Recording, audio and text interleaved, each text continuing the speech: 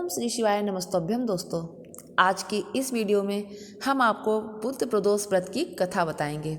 दोस्तों, इस महीने फरवरी माह में माघ माह की शुक्ल पक्ष को जो प्रदोष व्रत है वो 21 फरवरी को पड़ रहा है, दिन बुधवार को। तो बुधवार को प्रदोष व्रत होने की वजह से इसको बुद्ध प्रदोष कहा जाता है और इस प्रदोष के व्रत के प्रभाव से व्यक्ति की सभी मनोकामनाएं पूरी होती हैं। साथ ही भगवान शिव और माता पार्वती का आशीर्वाद प्राप्त होता है। यदि आप प्रदोष व्रत करते हैं, बुद्ध प्रदोष व्रत कथा का पाठ जरूर करें, वरना आपकी पूजा अधूरी रह सकती है।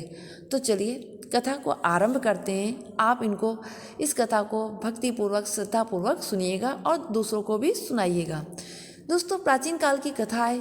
एक पुरुष का नया नया विवाह हुआ था।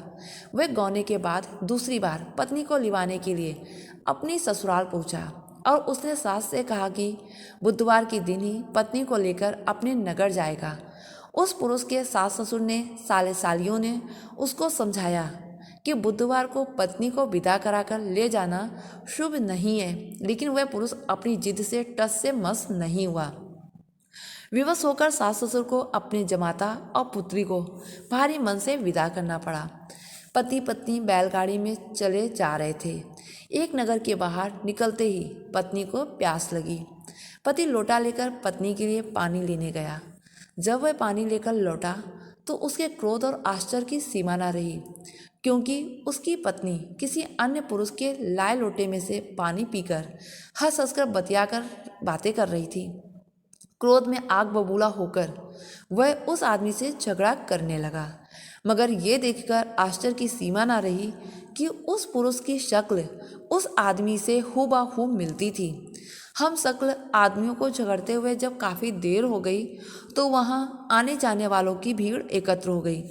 सिपाही भी आ गया। सिपाही ने स्त्री से पूछा कि इन दोनों में से कौन सा आदमी तेरा पति है। तो वह बेचारी असमंजस में पड़ गई, क्योंकि दोनों की शक्ल एक दूसरे से बिल्कुल मिलती थी। बीच राह में अपनी पत्नी को इस तरह लुटा देखकर उस पुरुष की आंख भर आई। वह शंकर भगवान से प्रार्थना करने लगा कि हे भगवान, आप मेरी पत्नी की रक्षा करो। मुझसे बड़ी भूल हुई जो मैं बुधवार को पत्नी को विदा कराकर लाया। भविष्य में ऐसा अपराध कदापि नहीं करूँगा। उसकी वह प्रार्थना जैसी ही पूरी हुई कि दूसरा पुरुष अंतर्ध्यान हो गया और वह पुरुष साकुशल अपनी पत्नी के साथ अपने घर पहुंच गया। उस दिन के बाद पति पत्नी नियम पूर्वक बुधवार प्रदोष व्रत रखने लगे।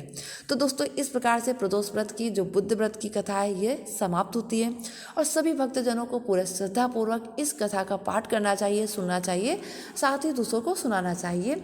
इससे अति पुण्य की प्राप्ति होती है। दोस्तों, मिलते हैं अगली वीडियो पर। धन्यवाद।